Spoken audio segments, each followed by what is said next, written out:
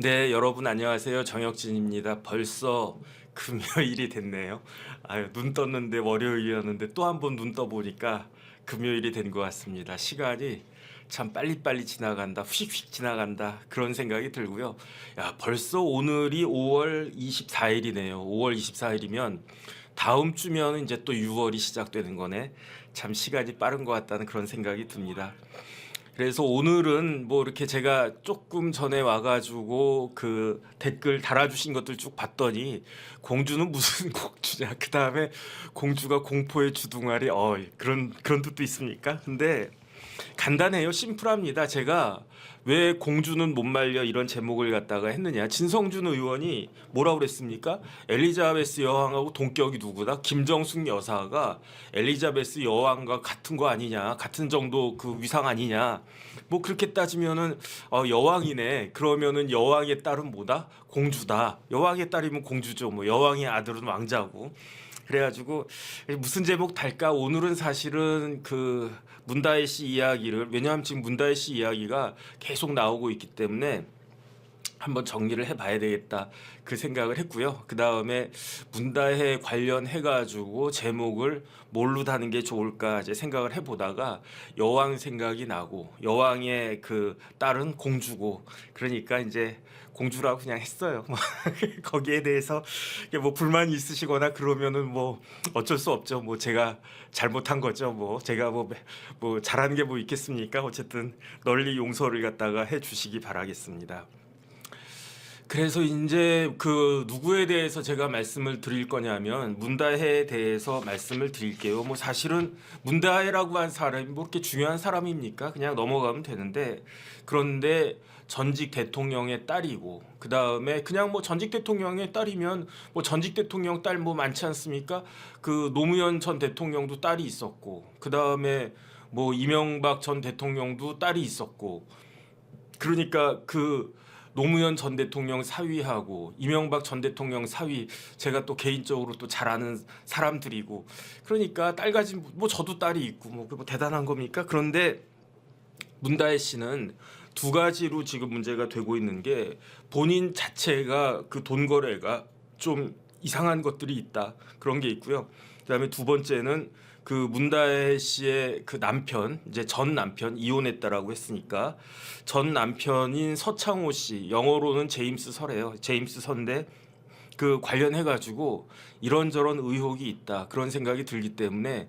그런데 의혹에 대한 결론은 없어요. 제가 이게 그냥 의혹만 있을 뿐이지 밝혀진 거는 별로 없는데, 그래도 이런 의혹이 있는데 이런 부분들에 대해서는 신속하고 철저하게, 이원석 총장님 말씀하신 바와 같이 신속하고 철저하게 수사가 이루어져서, 아예 억울한 오해를 당하고 있으면 신속하고 철저한 수사를 통해 가지고 무혐의가 밝혀지면 본인한테도 좋은 거고, 그 다음에 실제로 어떠한 범죄 행위가 있었다라고 하면, 더군다나 그 아버지인 대통령 그 호가호위 해가지고 어떤 범죄 행위가 있었다라고 하면 거기에 대해서는 책임을 져야 되는 것이 아닌가? 저는 어쨌든 그런 생각이 들어요. 그래가지고 어제가 무슨 날이었습니까? 어제가 노무현 전 대통령 그 15주기였잖아요. 노무현 전 대통령이 2009년 5월에 세상을 갖다가 뜨셨으니까, 그러니까 벌써 15주기인데, 사실은 제가 그 종손이잖아요. 지금은 이제 교회 다니니까. 그런데 옛날에는 저희 아버지가 이제 종손이시고 저도 종손이고, 그러니까 저희 집에서 제사 많이 지냈었어요. 많이, 저 4대 봉사한다고 해가지고 1년에 저희 집에서 제사 10번 드렸거든요. 왜냐하면 4대 봉사니까 거기에다가 할아버지만 계십니까? 할머니 계시지? 곱하기 2하면 8분에다가 설날하고 그 다음에 추석에 또 명절에도 제사 지내니까 그렇게 1년에 10번 그 제사를 지냈는데, 어쨌든 문재인 대통령, 저 문재인이 아니라 그 노무현 전 대통령 돌아가신 지가 벌써 15년 됐다. 뭐 어쨌든 그런 생각이 들고요. 그 다음에 이제 한 가지만 더 말씀을 드리고, 그리고 오늘 그 본 내용을 시작하도록 하겠습니다. 그래서 어제 그 다른 날도 아니고 15주기니까 뭐 10주기, 1주기가 크고 10주기도 중요하고 20주기도 중요하고 그러겠지만 15주기도 의미가 있는 숫자 아니겠습니까? 그러니까 15주기 관련해서 사람들이 많이 모였어요. 많이 몰릴 수밖에 없었죠. 왜 많이 몰릴 수밖에 없었겠습니까? 4월에 뭐가 있었습니까? 총선. 그런데 4월 총선에 누가 이겼습니까? 민주당이 이긴 거죠. 뭐 노무현의 민주당이 이긴 것이다. 결국은 노무현 그 세상을 떠난 그 노무현이 살아있는 뭐 어쨌든 해가지고 지금 뭐 옛날 삼국지에 나온 것과 같은 그러니까 대승을 거두었으니까 그 어제 15주기에 많은 사람들이 몰렸죠. 심지어 영국에서도 달려오지 않았습니까? 누가 달려갔습니까? 김경수 전 지사가 달려갔지. 그러니까 문재인, 그 다음에 이재명, 그 다음에 또 누구 있습니까? 조국, 그 다음에 또 누구 있습니까? 김경수. 그다음 저 뒷줄에 곽상원 변호사도 보이고 곽상원 변호사 옆에 계신 분이 노무현 전 대통령의 딸이고 그 다음에 이제 노무현 전 대통령 딸 바로 옆에 앞쪽으로 맨 앞으로 그 권양숙 여사 보이네요. 그 다음에 문재인 대통령 뒤쪽으로 누가 있습니까? 노건호 씨, 그 아들. 뭐 이렇게 그 지금 범야권에 있는 모든 사람들이 다 모인 거죠. 그러면 그 다음에 거기에 또 누가 갔습니까? 황우여 비대위원장도 갔는데 황우여 비대위원장이 뭐라고 말씀을 하셨냐? 노무현 전 대통령은 통합과 상생의 정신을 강조하셨고 타협의 정치를 늘 강하게 주장하셨다. 그래서 정치라고 하는 건 통합, 상생, 타협이다. 이게 정치다. 이런 이야기를 갖다가 했는데 뭐 틀린 말씀 아니고 좋은 말씀이라고 생각을 하고 그 다음에 이재명 대표는 뭐라고 이야기를 했느냐. 노무현 전 대통령이 강조한 것은 반칙과 특권이 없는 세상이다. 그 다음에 사람 사는 세상이다. 그런데 이와 같은 반칙과 특권이 없는 세상, 사람 사는 세상의 꿈은 여전히 미완성이다. 그 다음에 심지어 많은 퇴행까지 있었다. 이렇게 이야기를 갖다가 이재명 대표가 하셨더라고요. 근데 전 진짜 황당하다는 생각이 듭니다. 반칙 중에 반칙은 뭡니까? 우리 사회에 있어서 반칙이 많이 있잖아요. 뭐 쎄치기 하는 것도 반칙이고, 그 다음에 뭐 이렇게 슬쩍슬쩍 뭐 속이는 것도 반칙이고, 뭐 그런 거 다 반칙 아니겠습니까? 그런데 반칙 중에 반칙, 가장 큰 반칙은 뭐냐? 이거는 범죄잖아요. 가장 큰 반칙. 그러니까 우리 사회에서 더 이상 용납할 수 없다. 그렇기 때문에 어떤 사람을 감옥에 가두고 전과자로 만들고 그 다음에 심지어 사형에 처할 수도 있게끔 하고 그게 뭡니까? 그게 범죄잖아요. 반칙 중에 반칙은 범죄 아니겠습니까? 그런데 그런 범죄 혐의로 일주일에 한 달에도 뭐 10번 가까이 뭐 이렇게 일주일에 2번, 3번 이렇게 재판을 받고 있는 분이 참 노무현 전 대통령이 반칙 없는 세상을 그렇게 주장을 했는데 그런데 그것은 미완성이다. 그 다음에 참으로 많은 퇴행을 보여주고 있다. 이렇게 이야기를 하는 게 저는 사실은 납득이 되지가 않습니다. 반칙 있는 세상을 몸으로 보여주신 분이 누구냐? 저 이재명 대표 아닌가? 그 다음에 또 누굽니까? 뭐 비슷하게 더한 사람이 누구냐? 조국 대표 아니겠습니까? 아니 범죄 저질러 가지고 유죄 판결이 나왔으면 그러면은 진짜 부끄러워하고 자숙할 줄 알아야 되는데 저렇게 앞에 나와 가지고 이렇게 맨 앞에 나서는 저게 이제 반칙이 있는 세상이에요. 우리나라는 반칙이 있는 세상이에요. 그러니까 제1당과 제3당의 당대표가 강력한 범죄 혐의로 이제 제가 봤을 때 뭐 유죄가 나올 건 뭐 뻔하지 않습니까? 그런데 그런 사람들이 제1당과 제3당의 대표다. 그다음에 어제 뭐가 있었습니까? 어제 무슨 공연 있었다면서요? 그런데 그것도 마찬가지로 반칙 아닌가? 반칙 중에 반칙은 범죄다. 그런데 이런 반칙이 횡행하는 나라가 지금 되어버렸다. 노무현 대통령이 저 세상에서 보시고 참으로 한탄하지 않을까. 그다음에 두 번째는 뭐냐면은 특권 없는 세상이래요. 특권 없는 세상. 그런데 특권 중에 가장 큰 특권은 누구한테 있습니까? 대한민국에 있는 사람들 중에서 가장 큰 특권을 갖고 있는 사람은 누구냐? 그건 대통령이죠. 대통령은 범죄를 저질러도 반칙 중에 반칙인 범죄를 저질러도 재직 중에는 형사소출을 당하지 않습니다. 그러니까 지금 대한민국에서 가장 큰 특권을 누리고 있는 사람은 윤석열 대통령이에요. 아니 그러니까 대저택에서 옛날엔 청와대 지금은 한남동에 대저택에서 막 그 살고 있지 않습니까? 그 다음에 뭐 차도 제일 좋은 거 타고 비행기도 전용기 타고 다니고 아니 대통령이 제일 큰 특권 누리는 거예요. 아니 대통령이니까 그렇게 하라고 대통령 뽑아준 거니까 그러니까 그건 뭐 그렇다고 치고 그 다음에 대통령에 못지않은 건 아니지만 굉장히 큰 특권을 누리고 있는 사람이 누굽니까? 우리나라에서? 아니, 그것도 국회의원이잖아요. 그럼 국회의원의 특권은 두 가지가 있는데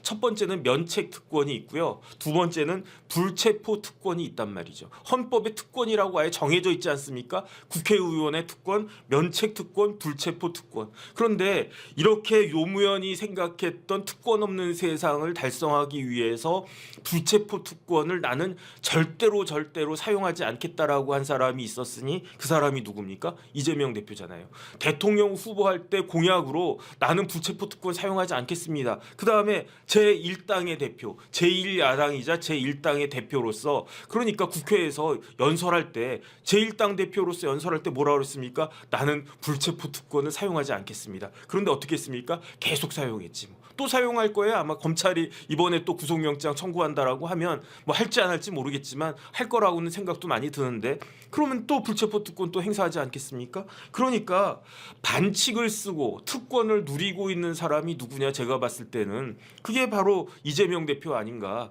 저는 그렇게 생각을 하는데 어떻게 본인 입으로 반칙과 특권이 없는 세상이 안 되고 그게 반칙과 특권이 없는 세상이 미완성이고 참으로 많은 퇴행이 있었다. 지난 15년 동안에 이런 말씀을 근데 어쨌든 제가 봤을 때 저 정도로는 좀 뻔뻔해야 저 정도 이야기는 할 수 있어야 국회의원도 되고 못도 되고 그럴 수 있는 것이 아닌가 어쨌든 저는 그런 생각이 듭니다. 그래가지고 어쨌든 이어서 대통령의 딸에 대해서 말씀을 드리도록 하겠습니다. 문다혜 씨가 몇 년생인지 제가 찾아봤더니 83년생이네요. 그러면은 지금 2024년이니까 40대 초반이네. 그런데 저는 문준용 씨는 그 아들이잖아요. 문준용이 오빠인가 문다혜가 그 누나인가 제가 헷갈렸는데 요번에 제가 알았어요. 문준용 씨가 오빠예요. 그 다음에 남편은 누구냐? 서창호라고 하는 사람이에요. 근데 서창호 씨가 언제 결혼을 했느냐? 2010년도에 결혼했어요. 그러니까 뭐 한 27살 정도 그때 이제 그 결혼을 갖다가 하고 뭐 2살 차이네. 그런데 결혼 생활을 오래 하지는 못했어요. 오래 하지는 못했고 2021년도에 이혼했다고 그랬으니까 한 결혼 생활 한 11년 정도 하고 뭐 둘 사이에 애들이 뭐 한 2명인가 있었던 것 같고 그다음에 문다혜 씨가 고등학교를 어디 나왔냐면은 부산에서 나왔어요. 부산에 무슨 고등학교를 나왔느냐? 부산 외고를 나왔어요. 그런데 저도 사실은 외고 가고 싶었거든요. 저도 뭐 이렇게 뭐 대원 외고도 있고 막 그런 외고 있지 않았습니까? 그런데 저희 때까지는 외고가 없었어요. 그래서 87학번부터 대원 외고가 생기지 않았나 그런 것 같은데 저도 그냥 외고 갔으면 좋았겠다 그 생각을 했는데 저는 갈 수가 없었어요. 와 물론 뭐 시험 쳤다고 해서 붙었으리라고 하는 보장도 없지만 우리 때는 없었는데 문다혜는 부산 외고에 그 들어갔는데 외고는 그 고등학생임에도 불구하고 고등학교임에도 불구하고 전공이 있다면서요. 그래서 문다혜는 부산 외고에 1억과에 들어갔대요. 그래서 뭐 영어과도 있고 뭐 1억과도 있고 뭐 도덕과도 있고 불어과도 있고 부산 외고에 무슨 과가 있는지 모르겠는데 뭐 중국어과도 있고 뭐 여러 종류의 과가 있겠죠. 그 중에서 1억과를 선택을 했으니까 그런데 부산이 일본하고 가까우니까 오늘 아침에도 제가 유튜브 봤는데 부산에서 일본으로 배 타고 가는 거 그거 봤는데 저도 이제 부산에서 일본으로 그 배 타고 한번 가봐야지 그 생각을 하고 있는데 부산하고 일본하고 굉장히 가까우니까 부산 사람들은 일본에 굉장히 더 친근감을 느낄 수도 있겠죠. 그러니까 부산 외고에 1억과에 들어갔다가 중간에 중퇴를 하고 고등학교 2학년 때 중퇴했대요. 그래서 고등학교를 어디 졸업했는지는 모르겠는데 그 다음에 명시적으로 그 문다혜 씨가 대학을 어디 나왔는지가 명확하게 그 인정하고 있지는 않은데 그런데 많은 사람들이 이야기하는 게 일본에 고쿠시칸 대학이라고 있어요. PD님 그거 좀 이따가 찾아주세요. 고쿠시칸 대학이라고 있는데 고쿠시칸 대학이 일본어로 읽은 게 고쿠시칸 대학이고 그 우리나라 그 한문식으로 읽으면은 나라국자, 선비사자, 관관자 해가지고 국사관 대학교라고 한 데를 나왔어요. 나왔다고 해요. 아마 이게 맞는 것 같아요. 제가 봐도. 그러니까 문다에는 고쿠시칸 대학교, 국사관 대학교 21세기 아시아 학부라는 학부가 있는데 거기를 졸업한 것으로 아마 추정이 돼요. 그런데 문제는 뭐냐면 이 국사관 대학교가 어떤 대학이냐? 일본에서도 굉장히 극우적인 대학이에요. 일본에 현양사라고 있었거든요. 현양사라고 뭐 거물 연자에다가 뭐 이렇게 서양할 때 그 바다 양자에다가 그런 모임사자에 해가지고 현양사라고 하는 단체가 일제 시대 때 굉장히 그 극우적인 극보수적인 그런 단체였는데 거기서 만든 대학이 국사관 대학이에요. 그러니까 도대체 우리나라로 치면 어떤 대학이 국사관 대학일까? 우리나라엔 그런 대학이 없는 것 같거든요. 그런데 어쨌든 그 많은 대학 중에 일본에서 뭐 대학 갈 수 있지. 그 다음에 저기가 이제 국사관 대학교예요. 그런데 좋게 생겼죠. 근데 어쨌든 문다혜가 부산에서 살았고 그 다음에 일본어를 갖다가 전공을 했고 그러니까 일본 유학 가는 거 전 좋다고 생각을 해요. 그런데 그 많은 대학 중에서 국사관 대학이라고 하면은 그러면 그야말로 극우적인 그러한 대학인데 어떻게 굳이 가도 저런 대학을 가나? 저는 어쨌든 그런 생각이 들어요. 그래서 국사관 대학이 요시다 쇼인이라고 굉장히 유명한 일본 사람 있지 않습니까? 일본의 그 굉장히 마츠다 정경의숙이라고 하는 거를 만든 사람이 요시다 쇼인인데 요시다 쇼인의 정신을 구현하기 위한 대학이 저 그 국사관 대학교의 저 교기거든요. 그런데 저기 뭐가 있습니까? 이거 있잖아 이걸 뭐라고 그러죠? 그거 이렇게 쫙 뻗어나가는 일장기에서 이렇게 쫙 뻗어나가는 저걸 뭐라고 하지? 잘 갑자기 생각이 안 나네. 그래서 요시다 쇼인을 그 추앙하는 사람들이 그러니까 송화촌숙이라고 그래가지고 마쓰다 정경의숙 지금 일제 시대 때는 마쓰다 촌숙이라고 했어요. 그 다음에 지금은 이제 마쓰다 정경의숙이라고 했는데 거기서 배출된 사람이 누굽니까? 이토 히로부미, 이등방문. 이토 히로부미가 옛날에 우리나라가 합병되기 전에는 뭐가 있었습니까? 일본에서 우리나라에 통감을 보냈어요. 제1대 통감이 누굽니까? 이등방문, 이토 히로부미. 2대 통감이 누굽니까? 소네 아라스케. 3대 통감이 누굽니까? 데라우치 마사다케. 이런 사람들이 다 요시다 쇼인의 정신을 숭앙하는 그 마츠다 촌숙의 거기서 이제 배출된 사람들이에요. 그게 저 국사관 대학에 연결되어 있고 저렇게 쫙쫙쫙 뻗어나가는 저 대학을 문 대통령의 딸이 나왔는데 그런데 문재인 대통령 때 뭐 했습니까? 맨날 축창 들고 서치면서 뭐라고 막 그러지 않았습니까? 그러니까 참 저런 게 저는 좀 납득이 되지가 않는다. 물론 뭐 일제 샴푸로 머리도 감고 그랬겠지. 뭐 일본 가면은 뭐 일제 샴푸 있으니까. 참고로 제가 다음 주에는 일본 공부하러 일본 여행 가거든요. 그래서 다음 주에 수목금토는 제가 아마 방송을 못할 것 같은데 일본 간 김에 제가 뭐 비싸다고 하는데 그 샴푸도 좀 사오고 그래야지 하는 생각이 있습니다.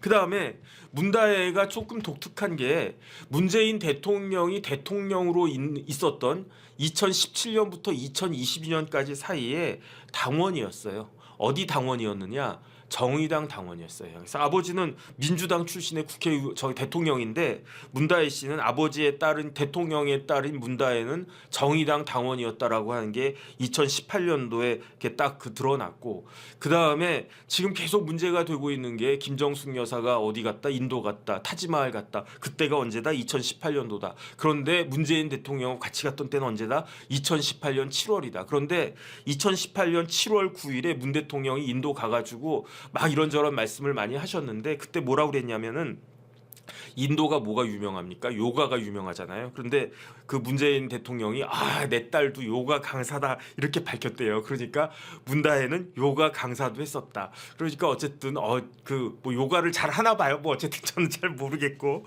그 다음에 그 전에 아마 결혼하기 전이죠. 결혼하기 전에 문재인 대통령이 청와대 비서실장 할 때 노무현 전 대통령 밑에서 청와대 비서실장 할 때 그 문다혜가 서창호가 일본의 그 국사관 대학교를 졸업하고 처음으로 취직한 데가 어디냐면은 롯데 JTB 여행사가 있어요. 롯데하고 JTB라고 한 회사가 합작해가지고 지금도 굉장히 유명한 여행사인데 그 여행사에 공채 1기로 들어갔대요. 그래서 일본어도 잘하고 그러니까 일본계 여행사인 롯데 JTB 거기서 이제 근무도 했었고 뭐 그런저런 이야기가 쭉 나오고 그리고 난 다음에 2011년도에 그 서창호 씨하고 같이 결혼을 갖다가 했다. 딱 그 이야기를 여기까지 이제 문다혜 씨 관련해서는 여기까지 이야기를 갖다가 하고 그러면은 서창호는 누구냐? 서창호는 문재인 전 대통령의 그 전 사위였어요. 그러니까 뭐 공주라고 치면 부마라고 할 수 있겠네. 그런데 문재인 전 대통령이 대통령으로 있었던 2021년도에 겁도 없이 이혼을 했네. 야씨 우리 장인어른이 대통령이면 저는 깜빡 죽어가지고 우리 마누라를 갖다가 그냥 막 그 신주단지 모시듯이 그냥 뭐든지 다 할 것 같은데 겁도 없이 2021년도에 아직 문재인 대통령이 대통령이었을 때 그걸 갖다가 했네. 그런데 그 누구냐면은 이 서창호 씨가 그 어떤 그 일을 갖다가 쭉 했었냐면요. 그 서창호는 대학을 경희대를 나왔어요. 그러니까 그 다음에 이제 그 부모님이 양산에서 목욕탕을 운영을 한대요. 그러니까 지역적으로도 부산 사람들이고 그 다음에 거기에다가 문재인 대통령 김정숙 여사 대학교 후배잖아요. 경희대 나왔으니까 경희대 나오고 뭐 어떤 계기로 두 사람이 결혼했는지는 모르겠지만 이것저것 이렇게 통한 게 많이 있었을 것 같네. 뭐 대학으로도 그렇고 그 다음에 지역적으로도 그렇고 그래가지고 경희대 졸업하고 그리고 난 다음에 이 서창호라고 하는 사람이 처음에 어디를 입사를 했냐면 뭐 좋은 대학 나오고 그랬으니까 좋은 회사 들어간 것 같아요. 어떤 회사인지는 모르겠는데 증권회사에 들어갔대요. 그래서 증권회사에 들어갔는데 잘 다니다가 그때 뭐 게임 회사 이런 회사들이 막 그 유행하고 그랬으니까 그냥 그 회사를 옮겼는데 잘 다니던 증권회사를 때려치고 게임 회사를 옮겼는데 게임 회사로 이직을 했는데 2016년 2월에 결혼한 다음이죠. 그 게임 회사가 토리게임즈라고 하는 회사로 옮겼어요. 그런데 아마 제가 봤을 때 이 토리게임즈라고 하는 회사가 그게 이렇게 잘 되지는 않았었던 것 같아요. 근데 원래 이 토리게임즈가 NX 스튜디오라는 회사 이름이 NX 스튜디오였는데 서창호가 제안해가지고 이름을 토리게임즈로 바꿨대요. 토리가 누굽니까? 문 대통령이 키우는 강아지 아니었겠습니까? 그러니까 2016년 2월에 그 NX 스튜디오에 입사를 갖다가 했는데 그리고 나서 1년 정도 딱 지나고 난 다음에 어떤 일이 벌어졌습니까? 그 장인어른이 대통령이 딱 된 거죠. 그러고 난 다음에 장인어른 집에 있는 강아지가 토리니까 토리게임즈로 이름 바꿉시다. 뭐 해가지고 이제 토리게임즈가 딱 됐는데 그래서 뭐 토리게임즈에 뭐 정부가 지원을 했네 안 했네 뭐 이런 이야기들이 쭉 있었는데 그런데 이 토리게임즈를 그 서창호가 딱 그 몇 년 다니느냐 2년밖에 안 다녔어요. 그래서 2016년 2월부터 2018년 3월까지 2년 하고도 1개월만 딱 다니고 그리고 난 다음에 어디를 갔느냐. 이거는 제가 봤을 때 굉장히 희한하게 느껴지는 게 태국을 가잖아요. 대통령의 자녀 부부가 대통령의 딸의 부부가 뭐 미국도 아니고 그다음에 노무현 전 대통령 딸 그 곽상원 변호사 노무현 대통령 때 어디 갔었냐면 미국 유학 갔었거든요. 그래서 곽상원 변호사가 그때 그 뉴욕 대학에서 그 로스쿨 나와가지고 거기서 이제 석사학위도 따고 미국 변호사도 되고 그랬었단 말이죠. 그러니까 대통령의 자녀들이 뭐 미국이나 이렇게 선진국에 우리보다 훨씬 잘 사는 그 배울 게 많은 그런 선진국에 가는 것들은 제가 뭐 여러 번 봤는데 본 것 같은데 그런데 태국으로 갔다? 이건 좀 희한하다 그런 생각이 들지 않습니까? 그래서 어쨌든 서창호가 2018년 7월에 태국에 가요. 근데 그때 뭐가 설립이 되느냐? 희한하게 그때 타이 이스타 제시라고 하는 회사가 설립이 돼요. 그러니까 다시 정리를 갖다가 하면 2018년 7월에 그 서창호가 타이 이스타 제스로 가는데 그때 태국으로 가는데 태국으로 갈 때 그 즈음에서 그 직전에 뭐가 그 설립이 되느냐 그 타이 이스타젯이 설립이 되고요. 그래서 7월 말에 태국으로 간 다음에 그 7월 말에 태국으로 이주를 한단 말이에요. 그러니까 그 서창호 문다혜 부부가 2018년 7월 말에 태국으로 이주를 갔다 하고, 그리고 나서 며칠 안 있은 2018년 8월 9일에 서창호 씨가 뭐가 됐느냐면은 타이 이스타젯의 전무가 돼요.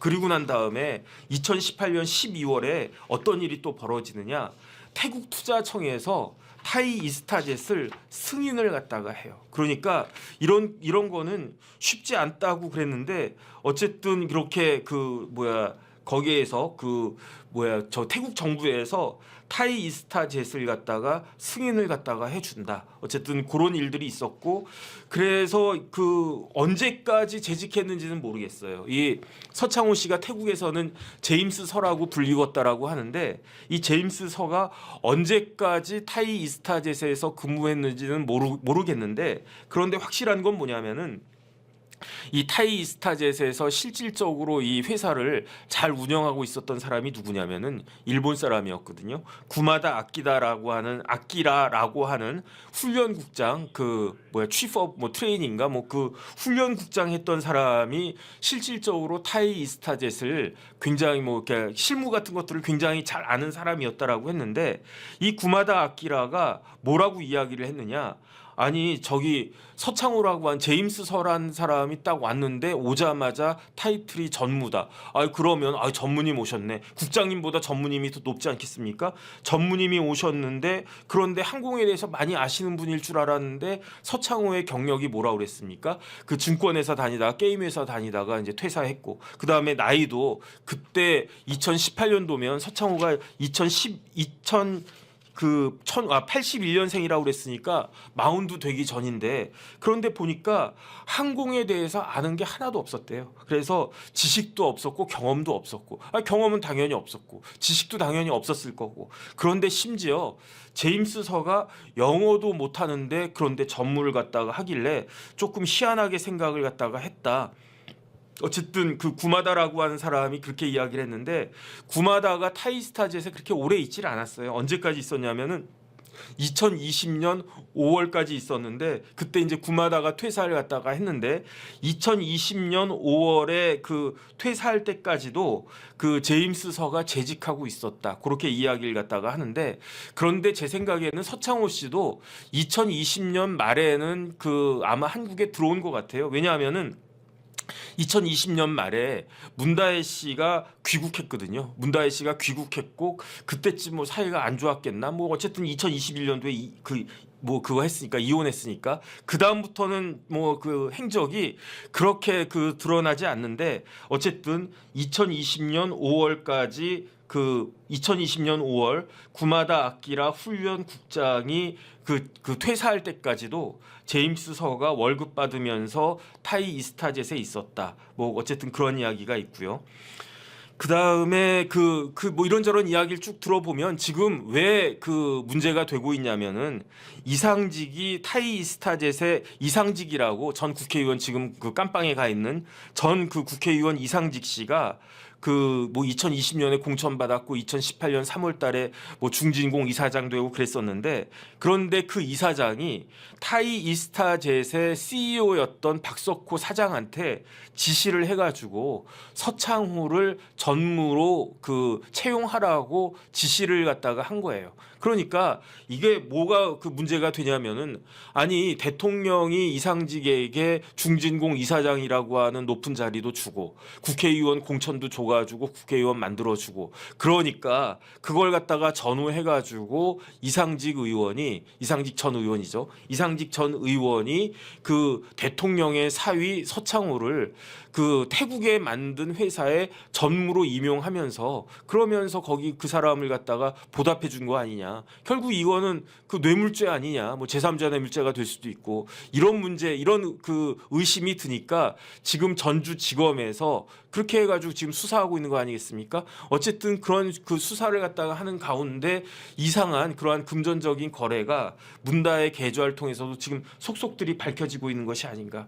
어쨌든 저는 그런 생각이 듭니다.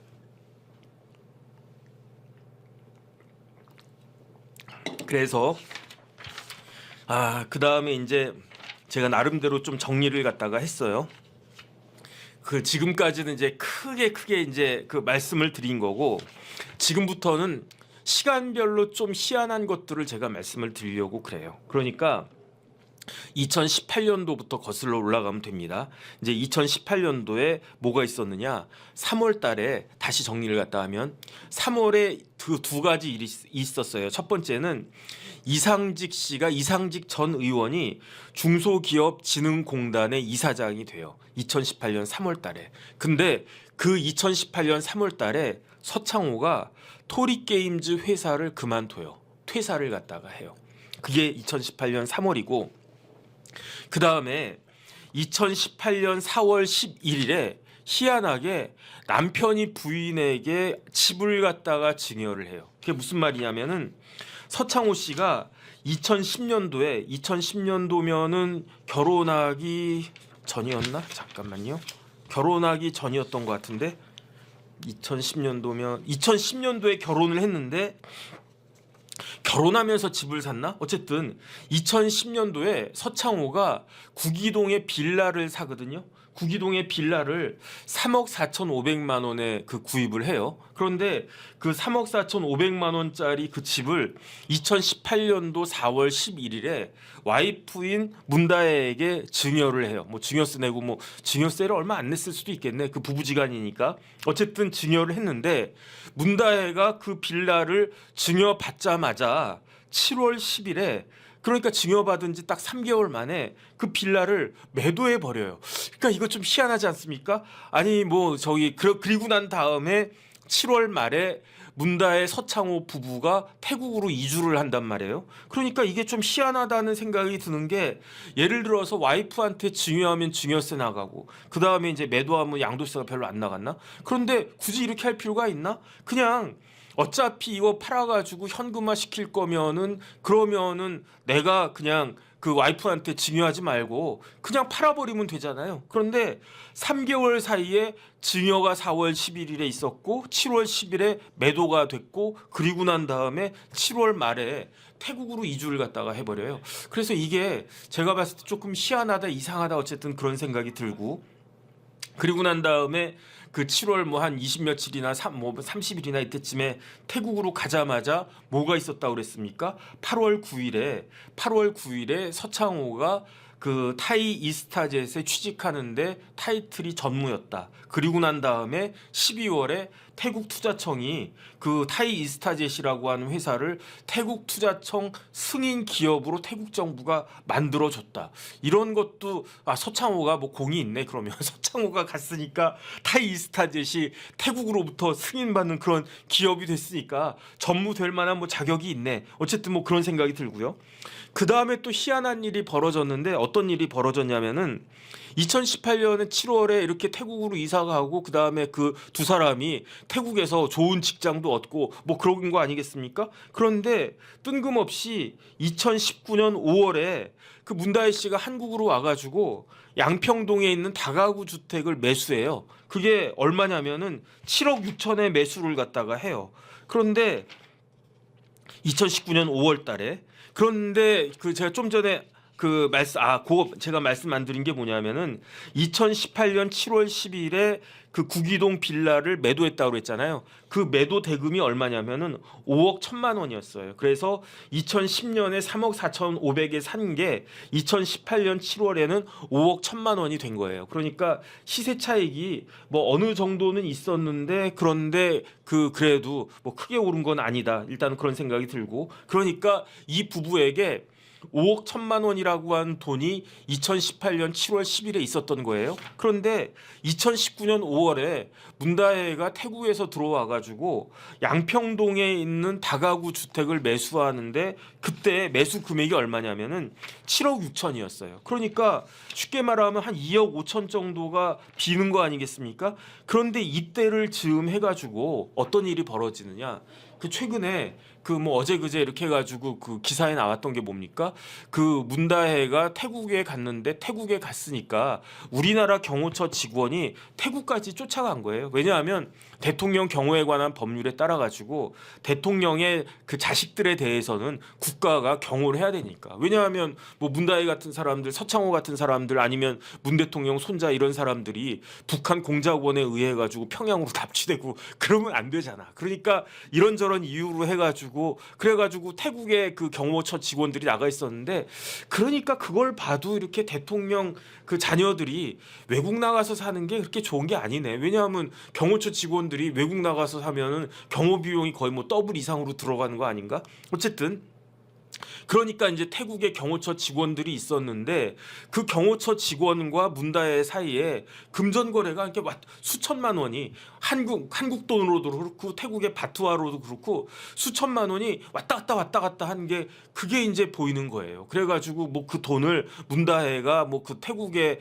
있는 경호처 직원한테 뭐 몇천만 원을 갖다가 집어넣으면 그게 뭐 또 다시 뭐 이렇게 들어오고 뭐 이렇게 해가지고 그 일이 있었던 게 언제냐면은 2019년 5월이라고 그랬는데 그 5월에 뭐를 했다? 문다혜가 양평동에 다가구를 샀다. 그런데 2018년 7월에 그 문다혜에겐 뭐가 있었다? 돈이 있었다. 무슨 돈? 구기동 빌라를 판 돈. 그 돈은 얼마다? 5억 1천만 원. 근데 그 사이에 7억 6천짜리 집을 1년 사이에 그렇게 샀다. 근데 여기에 뭐 그게 근저당이나 이렇게 은행에서 돈 빌린 흔적은 별로 없는 것 같고요. 그러니까 그때 또 뭐가 있냐면은 청와대에 그 제2부속실 직원 중에 프랑스 사람 있었잖아요. 이네스 양이라고 디자이너 양, 그 김정숙 여사의 단골 디자이너의 딸인 이네스 양이 청와대 제2부속실에서 무려 5년 동안 대통령 임기 내내 근무를 갖다가 했는데 김정숙 여사 그 임기 내내 그 영부인 그 있는 그 내내 이네스 양이 근무를 했는데 거기서 이네스가 했던 일이 뭐라고 그랬습니까? 김정숙 여사 의전 특히 뭐 옷이나 뭐 이런 거 담당했겠죠. 그런데 이네스 양과의 금전 거래가 있었다고 그랬잖아요. 그러니까 지금 문다혜 씨 관련해 가지고 금전 거래가 있다라고 생각되는 사람이 밝혀진 사람이 3명인데 첫 번째는 누구다? 그 이네스 양. 두 번째는 누구다? 유송화라고 김정숙 여사 제2부속실의 의전 비서관 했던 그 비서관 했던 제2부속실의 비서관 했던 유송화 비서관. 유송화 비서관하고도 돈 거래가 뭐 왔다 갔다 했다는 거고 그다음에 제일 제가 봤을 때 납득이 되지 않는 거는 경호처 직원하고 사이에 돈이 왔다 갔다 한 거. 그래가지고 5억 천에 집 팔았는데 7억 6천짜리 집을 그 다음에 샀다. 이런 부분들이 이상하니까 여기에 대해서 좀 해명해야 되는 거 아니냐, 밝혀져야 되는 거 아니냐. 왜냐하면 이거는 그야말로 그건데 뭐 제 그냥 뭐라고 그럴까 하나의 그냥 소설인데 그 말 그대로 소설이에요. 예를 들어서 그 이야기하는 게 이상직 같은 사람이 그 서창호한테 돈을 뭐 한 1억 2억 막 이렇게 줬단 말이에요. 그런 다음에 그걸 갖다가 현금을 갖다가 뭐 이렇게 돈 세탁을 갖다가 한 다음에 그 돈 가지고 보태가지고 그 집한 돈이랑 해가지고 양평에 다가구 주택을 산 거 아니냐 이런 의심을 할 수는 있잖아요. 그게 사실이라는 건 전혀 아니고 제가 소설이라고 말씀드렸지만 그런데 갑자기 그 뭐라 그럴까 그냥 그 뭐야 대통령 그 딸이 5억 1천만 원에 집 팔았는데 7억 6천짜리 집을 갖다가 2억 5천이나 더 들어가지고 그 집을 샀다? 좀 희한하지 않나? 일단은 그런 생각이 들고요. 그 다음에 2020년 초에 어떤 일이 있었느냐? 이상직 전 의원이 공천을 받아요. 민주당 공천. 어디에서? 전주에서. 그러면 어떻게 됩니까? 당선됐어요. 그러니까 이상직 관련해서 다시 또 띄어서 말씀을 드리면 2018년 3월에 문재인 대통령이 이상직을 중진공 이사장 시켜주고 그 다음에 2020년 그 초에 뭐 1월이나 2월이나 뭐 그때쯤 됐겠죠. 그때 공천 줘가지고 2020년 4월에 이상직이 뭐가 된다? 대통령이 아니라 국회의원이 된다. 그리고 난 다음에 2020년 말에 뭐 또 어떤 일이 벌어지냐면요. 2020년 말에 그 문다혜 씨가 귀국을 해요. 그때 서창호까지 귀국한지는 모르겠는데 어쨌든 문다혜는 귀국을 해요. 그래서 2020년 하반기에 말에 그 문다혜가 귀국을 갔다가 하고 그 다음에 어디 살아야 되겠습니까? 양평동에 다가구 주택 샀다고 그랬잖아요. 그럼 거기서 살아야 되나? 아니요. 어디서 사냐면은 청와대에서 살아요. 그래가지고 2020년 말부터 2021년 말까지 1년 넘게 그 귀국해가지고 청와대에서 살았어요. 청와대에서 살았는데 뭐 그게 뭐가 문제냐? 문제죠. 우리나라 역사상 제가 찾아보니까 청와대에서 그 대통령의 자녀가 청와대에서 살았던 적은 2번이 있는데, 첫 번째는 어떤 대통령 때냐? 박정희 대통령 때. 두 번째는 어떤 대통령 때냐? 전두환 대통령 때. 왜? 그때 박정희 대통령한테는 자녀가 몇 명 있었습니까? 3명. 일남 2녀. 그런데 그때는 박정희 대통령이요, 대통령 몇 살 때 됐냐면 46살 때 됐어요. 46살 때. 그러니까 한동훈 비대위원장 지금 몇 살입니까? 뭐 50살인가 51살인가 생일에 따라 가지고 그렇잖아요. 그런데 어떻게 박정희 대통령은 46살에 대통령 됐는데 홍준표 시장의 말대로라고 하면 애가 대통령 된 거네. 전두환 전 대통령은 몇 살 때 대통령 됐느냐? 49살 때 대통령 됐어요. 그런데 전두환 전 대통령한테는 자녀가 몇 명 있었다? 4명 있었다. 3남 1녀인가? 뭐 3남 1녀 같은데. 3남 1녀 맞을 거예요. 그러면은 전두환 대통령도 애가 대통령 되는 거네. 이게 말이 됩니까? 어쨌든 젊은 나이에 박정희, 전두환 두 전 대통령은 대통령이 됐으니까, 그러니까 그 박정희 대통령의 3남매, 전두환 대통령의 4남매 모두 다 모였다. 미성년자이거나 뭐 그다음에 아직 그 시집장가 가기 전이었으니까 그런 경우에만 청와대에서 같이 살았어요. 내가 대통령 됐는데, 예를 들어서 제가 그 대통령이 됐단 말이에요. 우리 애들이 뭐 고등학교 다녀? 그런데 야, 아빠 대통령 됐으니까 니네 청와대에서 살면 안 돼. 니네 다 나가. 그러면서 살 수는 없지 않습니까? 그러니까 같이 이렇게 살았던 거지. 청와대에서 학교 다녀오겠습니다. 그리고 청와대 나가고 그다음에 이제 딱 그 집에 귀가를 갔다가 했는데, 하교를 갔다가 했는데 집이 청와대야. 기분이 어떨까 그런 생각은 좀 드네요. 이 두 케이스를 빼놓고는 다 큰 자녀가, 심지어 결혼해서 애까지 있는 그 자녀가 청와대에서 같이 살았던 적은 문다혜밖에 없었어요. 문다혜밖에 없었고, 청와대가 그 문재인 대통령 겁니까? 아니잖아요. 청와대는 누구 거다? 우리나라 거다. 국가 거다. 그런데 내가 거기에 대통령하고 있다고 해가지고 뭐 이런 그 미성년 자녀도 아닌 결혼까지 한 사람이 우르르 해가지고, 아니 그렇게 따지면은 뭐 문 대통령이 뭐 사돈의 8촌까지 다 아니 청와대 얼마나 넓어. 그다음에 거기에다가 뭐 빌라 뭐 몇 개 지어가지고, 아이 뭐 사돈도 여기 사세요. 뭐 8촌까지 와. 어이 그래가지고 뭐 아니 뭐 친구까지 와. 뭐 그래가지고 우르르 다 살아도 되겠네? 그럼 되겠습니까? 안 되지. 그러니까 매우 매우 매우 부적절하다. 근데 이렇게 하면서 또 생각나는 게 누구냐면은 김명수 대법원장도 생각이 나요. 대법원장 공관이 어디 있냐면 한남동에 있어요. 그 대통령 그 관저 근처에 그 한남동에 뭐 육군 참모총장부터 해가지고 뭐 외교부 장관, 국회의장, 공관들 거기에 쫙 있거든요. 거기 어디야, 이태원 올라가는 길 오른쪽으로 해가지고 뭐 단국대 조금 더 올라가가지고 거기 이제 공관들이 쫙 있는데, 거기에 대법원장 공관도 있었거든요. 그런데 대법원장 공관에 대법원장의 아들이 현직 판사고 며느리는 그 변호사고, 어디야 뭐 대한항공 변호사인가 뭐 그랬는데, 그 아들 부부가 그 대법원장 공관에서 살았다는 거 아니겠습니까? 왜 살았느냐? 아파트를 갖다가 샀는데 그 아파트가 아직 다 완공되기 전이었대. 아니 그러면 딴 데 전세 얻어가지고 살면 되잖아. 근데 그 돈이 아까웠나 뭐 어쨌나 무슨 사정이 있었나 어쨌든지 간에, 아이 그 김명수 대법원장이, 야 우리 집 넓어. 우리 대법원장 공간 열나 넓어. 그러니까 니네들 와서 그냥 살아. 그래가지고 살고, 또 거기에다가 그 손자들 위해 가지고 무슨 놀이터를 만들었대나 뭘 만들었대나. 하여튼간 지난 정권에서 대통령이나 대법원장이나 참 좋은 일 많이 하셨다. 저는 어쨌든 그런 생각이 듭니다.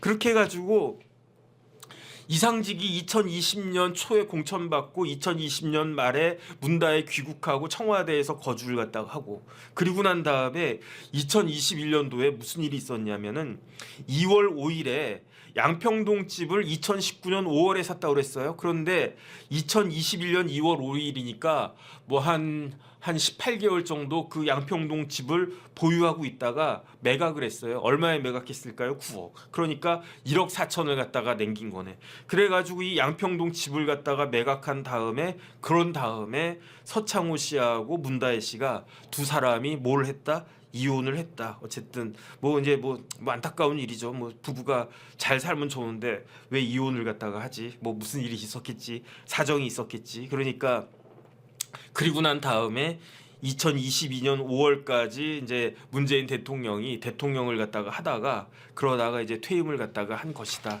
뭐 어쨌든 이런 이야기를 갖다가 쭉 했는데, 그런데 지금 보면은 뭐 이런저런 그게 있는 것이, 첫 번째는 서창호 씨 관련해 가지고 서창호 씨의 취업이 과연 이게 합당한 것이었느냐. 지금 보니까요, 2018년에 그 서창호 씨가 그 어디를 가냐면은 태국 갔다 그랬잖아요. 태국 가가지고 뭐라고 이야기를 했냐면은 그 태국에 있는 코트라에다가 타이 이스타젯을 설립하는데 도움을 줘라라고 코트라에다가 요청을 갖다가 하고, 그런 다음에 8월 9일에 타이 이스타젯의 전무가 되고, 그리고 난 다음에 12월에 타이의 그 투자청에서 승인을 받고, 이런 모든 과정에서 정부나 코트라가 어떤 배려를 해준 것이 아니냐. 그 다음에 그런 배려를 기대하고, 아니면은 2018년 3월에 대통령이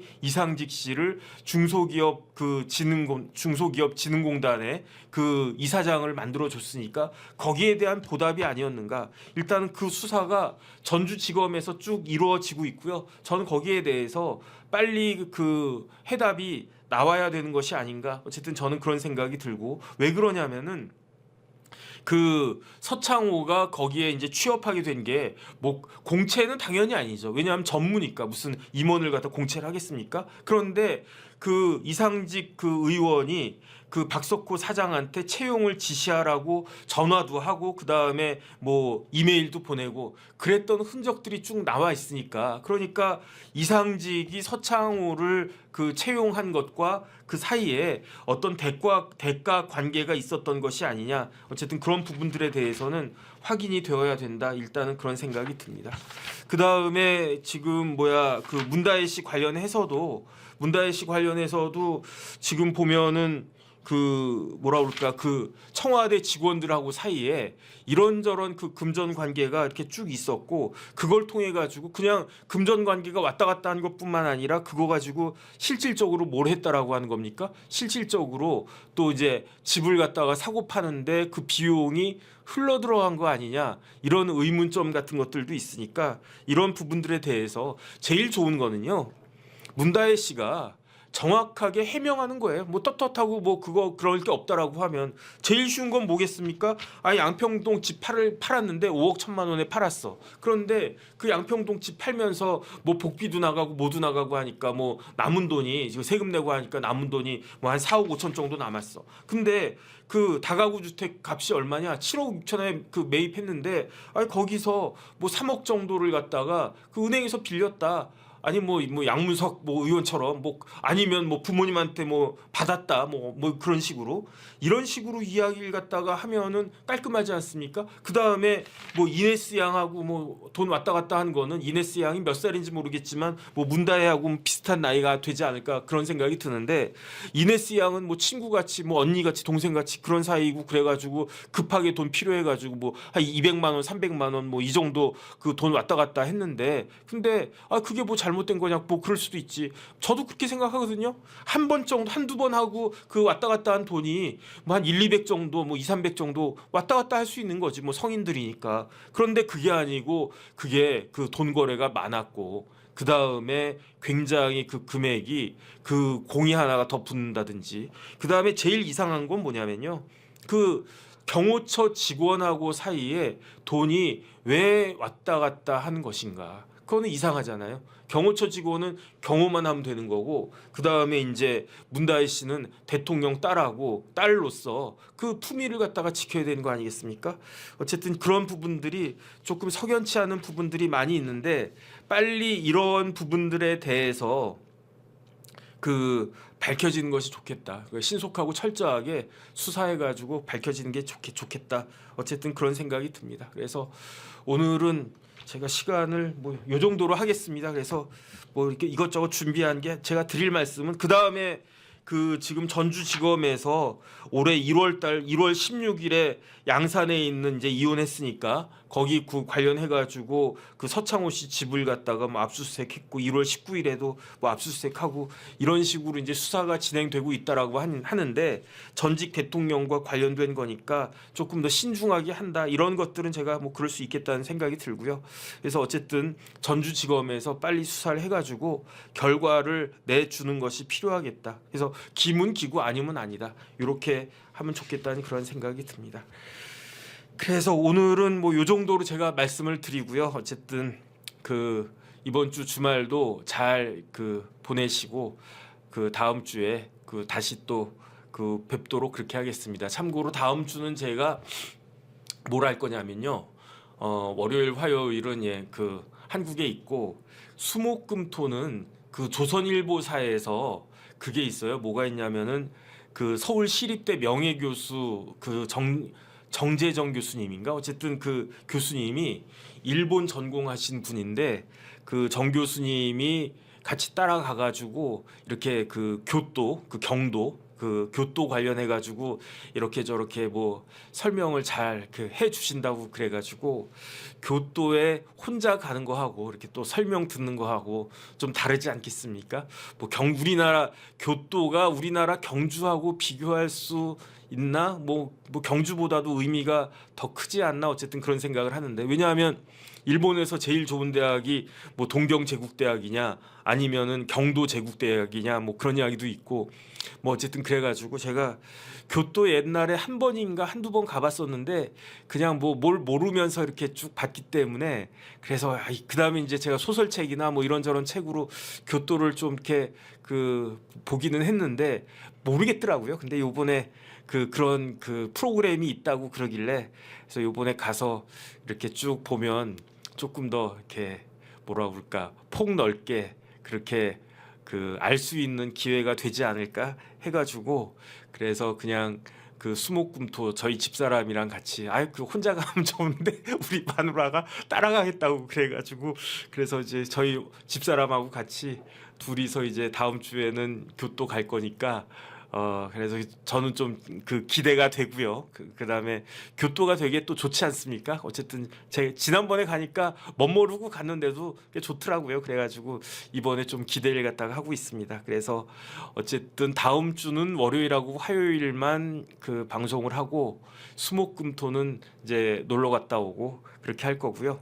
그다음에 주말 잘 쉬시고 그리고 다음 주 월요일에 뵐 수 있도록 뵙도록 그렇게 하겠습니다. 오늘도 잘 들어주셔가지고 다시 한번 감사하다는 말씀드리겠습니다. 네, 고맙습니다.